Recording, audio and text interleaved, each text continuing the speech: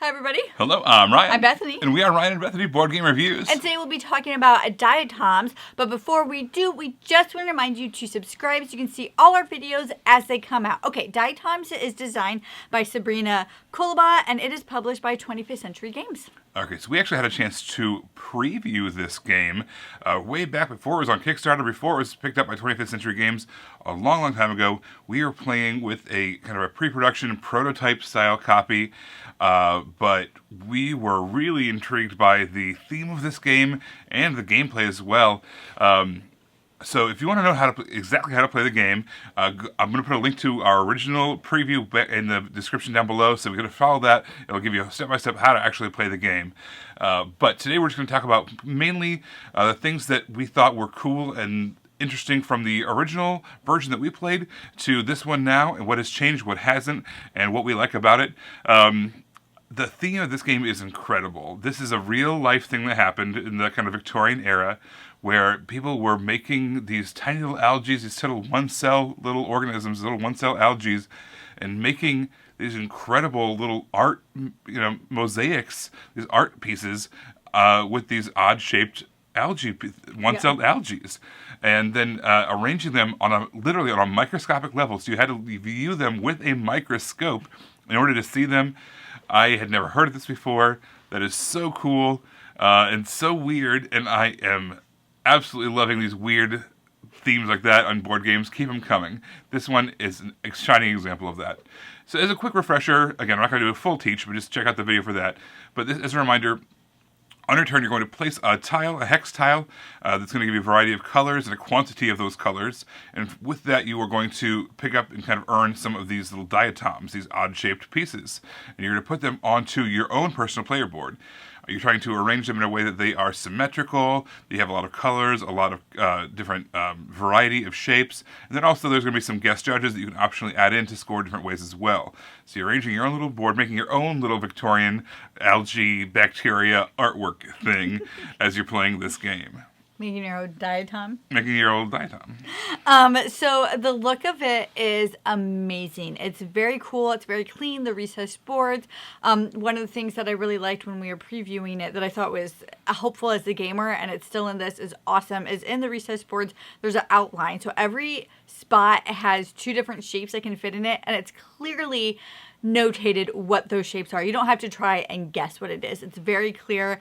I like the glossy finish of everything. I think it looks really cool. The lighting in our game room can be difficult at times, so if you have lighting similar to this, just know when it came to scoring, even though we didn't have any trouble grabbing color pieces, when it came to scoring, the blue and the green, like, the glossy finish looked like each other, and the red and the purple, we had a hard time. Like, I had to take my board and put it under our table so I could see what the colors are. That could just be the lighting in our game room, though. All right, so the guest judges in this game are a really cool way to kind of mix up the scoring.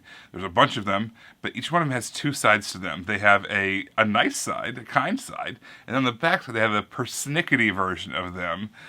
So on the nice side, it's usually get X amount of points every time you do something cool that this particular judge is looking for. All right. On the back side, you have two things. Usually you have like a ranking scenario. The same kind of thing that the nice version was looking for, but instead of having everybody get it based on how many times you do it, you have usually a ranking. Like whoever does the best gets a ton of points. Whoever gets the second best gets some points. Whoever gets the third or lower gets no points. And on top of that, because they are persnickety, again, this is the Victorian era, they actually have also a penalty. Every time you do something I don't like, I'm going to penalize you and give you negative points.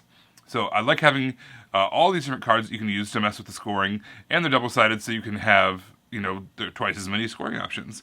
I will say that I think on the persnickety side, some of the scoring bonuses that you get are intense. I would say, I don't want to say they break the scoring, but they reward incredibly heavily. Yes. Meaning, like if you don't it go will for determine it, the winner. You're going to lose. The winner will be determined by the judge card, not the other categories. Yeah. So keep that in mind as you're kind of playing the game with those persnickety cards in play. If you don't like that, go with the more balanced, nice side, or don't play with the judges at all. But I like that those are there to give you more variety. If anybody has watched our channel for any length of time, you know that I love player guides and player sheets. I'm a huge fan of that. And this one has a really cute one. It's like a field notes notebook. So you're just opening it up and reading along. Here's the reason why I really like them, and it worked with this game. When Ryan teaches it, I can actually follow along in the book when he's mentioning things, so I hear it and see it, so then I understand it easier and faster, and I'm able to play right away. And so the player guide just had all that information on there. They drew like even diagrams in the player guide to explain scoring to you, because you see it on the sheet, but they did it like they circled it. It was just really easy. I knew what I was going for as Ryan was reteaching it, I guess, because we previously knew it. Yeah. This might come as a surprise, but we learn a lot of games. We play thousands of games, and sometimes ones that we don't get a chance to play for a few years, we forget the rules. Doesn't exist anymore. It's out of my brain. There's other things in there. But I was able to follow along. And so I just really, really liked that. And then it was cute. It was like little notebook that I'm reading while Ryan's teaching me the game. When we originally played the copy that we had, I don't think it had a solo mode at all. Or if it did, we weren't interested in solo modes at the time, so we didn't mess with it at all. This now has a full, fleshed-out solo mode version of the game. Both of us have individually kind of dabbled in solo mode gameplay, so that was really intriguing to us. It has kind of like a contract, basically a mechanism to it. There's a certain shape or a certain thing that you're trying to build and trying to max out. And I think that's a really cool way to play this solo, as you're not necessarily drafting against someone else or things like that. You're kind of just doing your own thing. Well, obviously it's a solo mode, and you're just building out your little board. There was one of the promo cards that we had, even that came with the Kickstarter, that actually has you spell out the word Diatoms, and that cracks me up. I think that's hilarious. It's not symmetrical or anything like that, like some of the other ones are, and they're not this beautiful artwork that you're making. No, it just spells out Diatoms, and that cracks me up. I think it's so funny. So the game's still great. It really helps when, you can have a really pretty game, a really well-published game, but the gameplay isn't fun. It really doesn't matter. But when you're able to put a really polished production on good gameplay, it just heightens the experience, and it makes it that much more enjoyable. And I feel like that's what happened with this. Yeah, I feel like, the production level might have changed. It might have gone from rough cutout pieces, glued to previous pieces from other games, or hand cut out punch-out boards glued down to flat boards, and kind of everything was hand-drawn, and everything that we experienced originally. That might have changed to the high-level production that 21st Century put onto it, but the unique theme, the mechanisms, the all of that came together did not change, and I'm glad that didn't change, because I liked it then and I love it now. There's that part of the board where you have this shared puzzle that you're playing in the middle of the board, and then that kind of translates to your own puzzle that you're making your own board.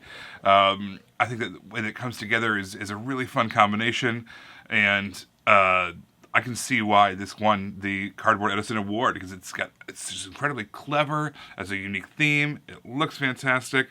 And it's fun to play, most importantly, I would probably say. Most importantly, it's fun to play. Everybody, thank you so much for watching it. Don't forget to subscribe so you can see our videos as they come out. Until then, you can follow us in all of these places. You guys, thanks for watching, and we will see you next time. Bye. You guys, thanks so much for watching. This game was provided to us by a publisher in exchange for a fair and honest review. And if you want to see more stuff, check out over here to see something we think you might like. And over here, we think that YouTube has picked out a great video for you you're going to love. Thanks, guys. We'll see you next time. Bye.